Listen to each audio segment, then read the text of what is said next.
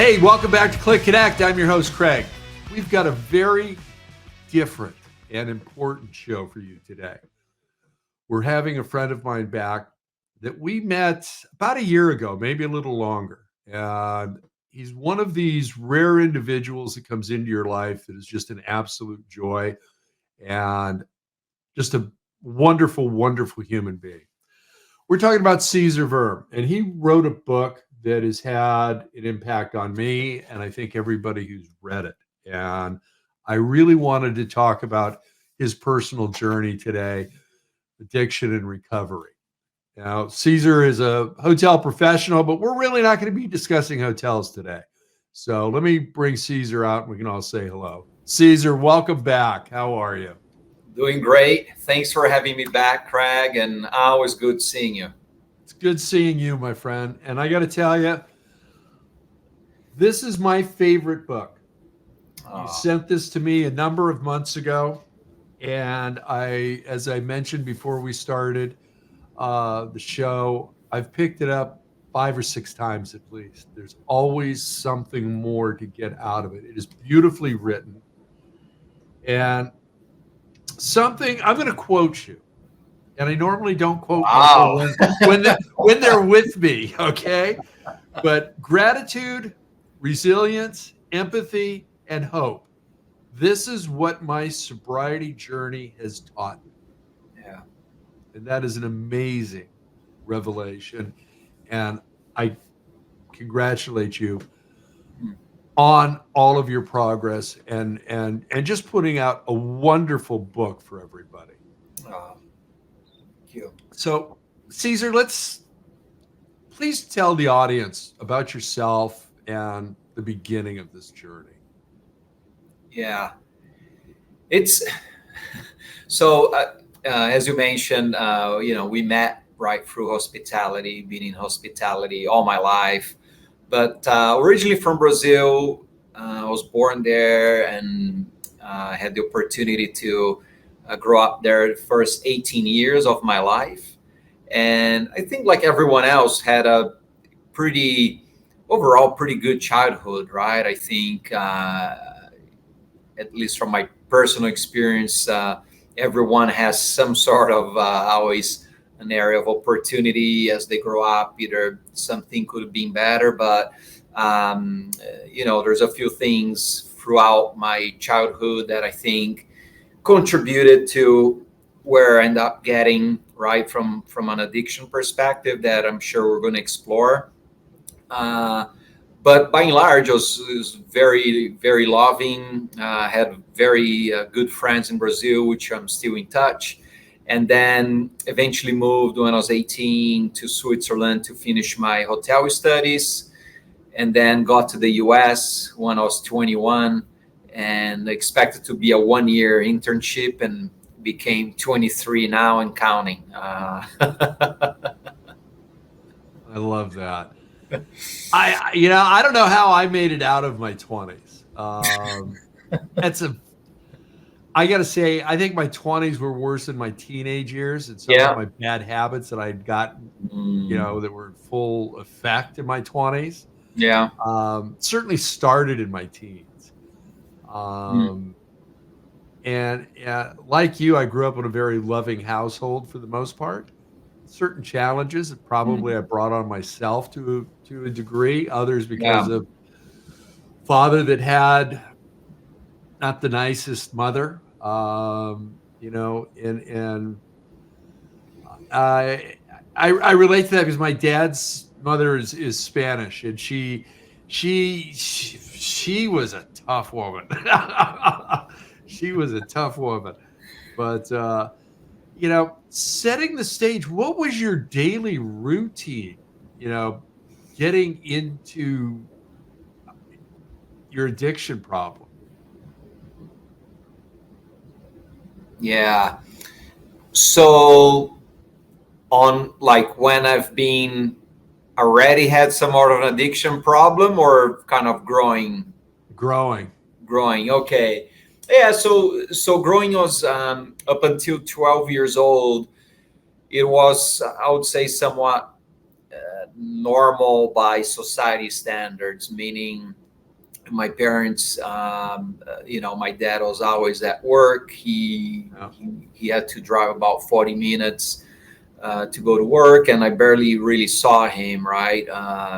During week, he would come at night and we would have dinner together. And thankfully, my mom was an amazing human being, super sweet and caring person. And thankfully, she stayed with us at home. Had the opportunity to have a stay-home mom, which was really an amazing experience. And I have an older brother. So for the first 12 years, it's somewhat similar. But at that time, my dad is an alcoholic, and he never really got help and got sober.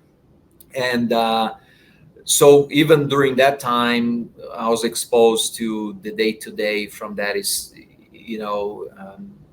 that side of things where you knew something wasn't quite right. And then, of course, the older you get, you start realizing, right, from the drinking habits to behavior shifts, you start realizing, something's not right. And for us as a family, there was a big shift when my mom passed, and I was 12 at the time. And that was, I think, really the beginning of, to your point, how, right, you experienced in your teens and 20s.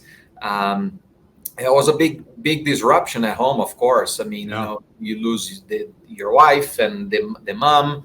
And then I rebelled, was already during teenager years, and I start having bad habits. I start rebelling against my parents. My dad remarried fairly early, and that I rebelled against that too, and pushed everyone away.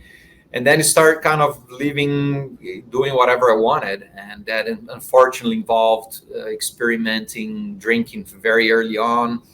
I was going to nightclubs at 13, 14 years old, and like drinking and staying until 3, 4, 5 a.m. On the weekends. So, and that unfortunately became the norm for me, right? Knowing that, hey, this is what my dad does at home, and this is how I'm coping and experiencing a good time. And so that's kind of start carrying on the day to day, and everything that I did was surrounding having a good time, which included a lot of drinking. It's I can relate to virtually all of that. I remember going back to New York to visit family, and before I got on the plane, it was drinking age was 18. I was in, I think, 16, maybe 17. Mm-hmm. And you could go buy a wallet and there'd be this thing in it called approved ID. So I just glue a picture on it, fill it out with a typewriter, and laminate it, and I could show that anywhere I wanted to get, and got into clubs and everything else in New York with my older cousins. Yeah. And that was probably part of the reason my early 20s were pretty disastrous, from college and work and a few other things, just these bad habits that I kept proliferating. And in your book, you talk about your lucky day, and I want to get into that in a second. But my lucky day was October 13th, 1981.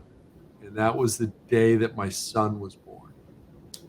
And October 12th was also the last day I ever got a good night's sleep, because it doesn't matter how old you are, you always worry about your children. Okay. So, I had to be an adult. And when he was born, a switch went off, and I had to, start being present. I had to start paying attention. What was your lucky day that changed everything for you? Yeah. Wow. That is, that takes me back. It should have been a big wake up call for me, right? But actually on that day, it was summer of 04. And I had a work function. I worked here at a hotel in Atlanta, and we having a customer event. And of course, right, I was having at the time my drink of choice was vodka soda. So had plenty of vodka sodas, and then to get the bus going, start ordering double vodka soda, and then before the bar breaks down, have a few more to make sure I keep the bus going. Yeah. And at the time, I just had moved in with my wife. We recently purchased a house here in Atlanta, and we're not even married, right? We're engaged, and so anyway, the function ends. Sadly, getting the car and Ooh, yeah. start driving, and then I call and tell Laura and say, listen, I'm heading home, and at the time I had the windows down and listen music loud, and she knew Yeah. something wasn't right. But I said, hey, don't worry, I'm okay. And I told her, I'll call you when I get home, and Yep. she was home. So that tells you they stayed, right? That I was in. But yeah, and then it was very close to home. I make a turn, one of the few last turns close to my home, and run a red light. There was a cop right behind it, and see the lights, and I said, wow, it's like debate, okay, or try to get home, which was a few blocks away, but at the end wouldn't matter. And so pull over. The cop was the nicest cop ever, right? He comes to me, and I don't remember everything, but I do remember a few things very vividly, where of course he clearly sees that I was intoxicated. And I remember when I still feel to this day when he has the cuffs on, the metal, you feel the metal when he puts the cuffs behind my back, and he puts me on his car, and we start talking. And very nice man, and we start talking, and I recall that one of the conversations was he wanted to learn about me. It's like, hey, what are you doing? Why you're going so fast? And I explained to him, listen, yes, I'm drunk, and I was just trying to get home to my fiance. I live down the street. And then he said, hey kid, today's your lucky day, right? I don't want to take you downtown. Yeah. Your life can change drastically if I take you there. And what's your wife's number so I can call her to pick you up? So anyway, Wow. instead of giving her number, I give my number. But anyway, Oh right. man. Yeah. So he calls my cell, which is on the phone. But luckily, Laura realized that, hey, Cesar's taking too long to come home. So she starts driving because she's worried that something happened. So she sees my car, the police car. She walks to the car, and at the end of the day, he let me out. He let me, her take me home, and that was like unbelievable. That is. I don't think that would happen today. No. In today's society. I mean, you found. Mhm. I've always been in the opinion that police, sheriff, they've got one of the roughest jobs in the world, and it's hard to hang on to your humanity when you are forced into scenarios where humanity is not there. But yeah, that was definitely your lucky day, and it's I did that once, and I wasn't so fortunate, and another reason why I related to your book. And then I also raised my son by myself with some family members. His mother wasn't in the picture, and it was straight and narrow till after he turned 18, and then I reverted back to all my bad habits for a very long time. And Still have a lot of them, but mostly under control at this point. I'm also getting to an age where I just can't do it anymore. So, but what were your lifestyle changes? Because that hits you in the face, and you got to go, yeah, okay, is this bottom, or am I still, on the elevator going down?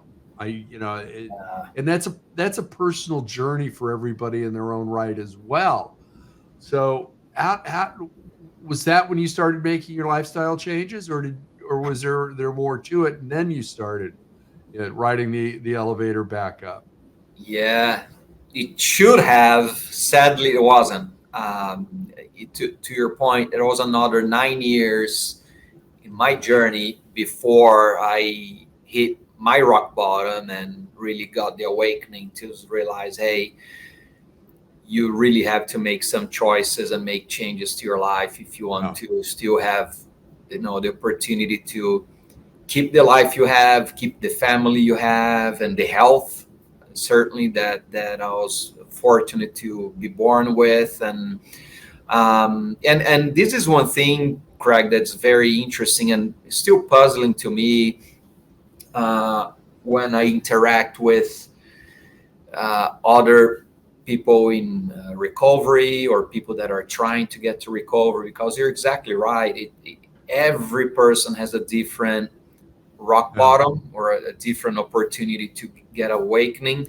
And I've met many that had relatively high rock bottoms, like myself, where fortunately we never had any serious consequences, while I met people that had bankruptcy, went to jail several times, lost family, got homeless, and still wasn't enough, right? And it's easy from an outside looking in to judge people. It's like, hey, how come you didn't get it? But everyone has their journey, either their contributions as to their addiction, from trauma to genetics, environment. And I think one thing that I still saw that as, hey, I drank too much, versus saying, hey, this is not normal, right? A normal, I don't know, normal person is not the right term, but someone that doesn't have an issue with alcohol, never be in that situation. And but it took me a while. It took me several more years to get there. Yeah, again, and again, I in their struggles every day, and I do still have cocktails and all that, but it's nothing like it used to be when I was in my early 20s. And then again, I went through, if you ask my son, he'll tell you I went through my second and third childhood after he turned 18 and was off payroll. Okay. But it's, I don't know, there's certain markers that my father was an alcoholic, and there's just certain markers that your book is. I enjoy reflection because everything is a lesson, and did I learn that lesson? And your book has helped me look back at things, and it's I've gotten that. Yeah, I made that right-hand turn there, but I've actually probably should have made a left-hand turn. And I know for myself, it's gotten to the point where it's like I appreciate every morning. I appreciate my neighbors. I appreciate my colleagues, my family. I got a 3-year-old dog that is just an absolute joy every morning. That brings an energy to my house that is very unique. So, how did you go through your acceptance period with all of this? Yeah, wow. It was a process. Yeah, It was a process. I think that really started with self honesty in a way. I think that in order, to your point, in order to get to that level, you really need to, at least in my experience, in my journey, I really had to um, do a lot of reflection, to your point, and start realizing that, hey, this is not a way to live. And big part of that, those sort of openings came when our daughter Gabby was born, and I start reflecting into my own childhood and in the pain and the anguish that I had, right? Whenever I saw my dad drinking, and I thought to myself, so, wow, you're doing exactly what Wow. you resent your dad for, if not worse. And then I realized I can't do that. I want to have a good relationship. I want to be able to give her the best chance she can have in life, and I need to do that, right? Even if it's not for me, for her. Yeah. um, and then so then that opened the opportunity for me to really do a lot of self-reflection, which led then to self-honesty, because I strongly believe that until an addict, or if you want to do a major change in your life, until you get to the point that you don't need to share with anyone else, right? I choose to share my journey because hopefully I want to help others and show, right, that this can impact anyone, and also that progress is always possible.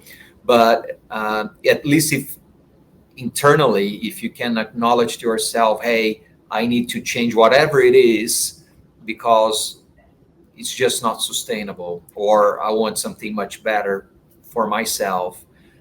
In my journey, that's when you really made the change for me, because I had a few relapses, because I was still that 99% that I thought, well, Yeah. maybe I don't have a problem. Maybe I can just do this instead. Yeah. And it never worked, right? It may work temporarily, but eventually it didn't. So until I got to that 100% self honesty with alcohol, I said, listen, I just can't have it. It's just like just someone that's allergic to peanuts, right? You're not going to go there. Well, let me try one peanut and see what happens. No, it No. don't matter. Yeah. So same thing until I got there. And then that really helped me in my journey. That's, you know, proud of you. And I admire this. I cannot urge you enough to go pick up Caesar's book. Okay, it's beautifully written. It's a tremendously personal story that he has agreed to share with everybody, and it will have a positive impact on you. It really will. My friend, I want to wrap up with one more question. Your inner nirvana. I think that's a beautiful passage in your book. Would you explain that to the audience, please? Yeah, I think inner nirvana. I think hopefully everyone has uh, whatever it's their best self, whatever is that happy place for them, and what is your best place to be in life. And that's one thing that really part of this journey has really helped me understand. It's, listen, it's not that I achieved it and I'm there every day. It's not. Right. Life is challenging. You have ups and downs. You have bad days and challenging days, regardless. But I think just knowing what will take you to get there, and what will hopefully help you stay there long term. And to me, it's just finding that inner peace, because a lot of big part of my life, I was always chasing things, and was chasing what I thought, well, if I achieve this, or if I get here, then I'll be happy, I'll be satisfied. And I think everyone can probably relate. Yeah. You get there, okay, then what's next? Or and it's just that thing that, and then made me realize my sobriety journey that happiness is inside. Happiness Yeah. is inside, and peace. So I think is like just hopefully help people unlock whatever that is, be around the people that makes that feelings, that thing possible, like you mentioned, your dog, and your family, and your friends, and that is a beautiful thing that I was able to get there, and that's what keeps me in this path, because I realized that I'm way better off than I was before, and it's a feeling that is great when you're able to reflect and appreciate it. It is, it truly is that last thought before you go to sleep, and you fall asleep with a smile on your face. You wake up in the morning for the excitement of the day, and it's not about chasing a lot of different things. And I agree with you. I think all of us have done that. I know I certainly have. And it's like, if I can only make X amount a month, I can. The world is mine. And you get there and you go, oh, it's not. Wait a minute. And it's the little moments, the connections that make us human, that bring us together as a society. It can also tear us apart, but it's those. I choose to live in a world where the glass is always half full. I want to see the good in people. I know when I was younger, I'd start everybody out at zero, and most people would work their way down from there. And that wasn't healthy. And that was adding to some of my problems. Where now, and when I got past that part of my journey of my earlier life, it's like everybody's a 10. They can either work their way down or stay there. And you find out pretty quickly who your friends are, who your friends are that are going to become family to you and be you that brother or sister down the road. That your life is a better place because they came into it. And those are the things that excite me now. It's just kind of, appreciative. Now, whether that's because I'm aging out and I'm old and I'm ready to retire, I don't know. But those are the things that I appreciate now. Because you're wiser, right? I guess. Yeah, and my son would probably tell you not, but I got a few coworkers that probably tell you not too. But it's okay. It's all good. Cesar, you are a wonderful human.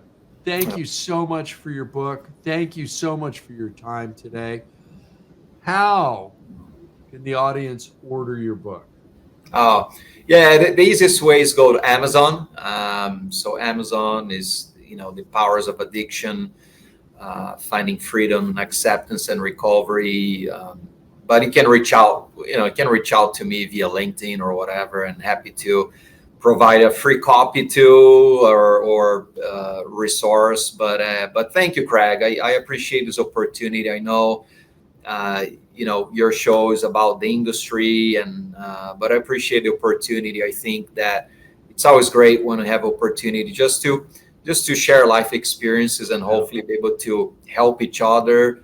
As you said, right? The more we can do to help everyone be their best selves, and that was my hope with this, is just to, if people can relate or not to addiction, I think there's still many similarities that can be shared and just hopefully applied.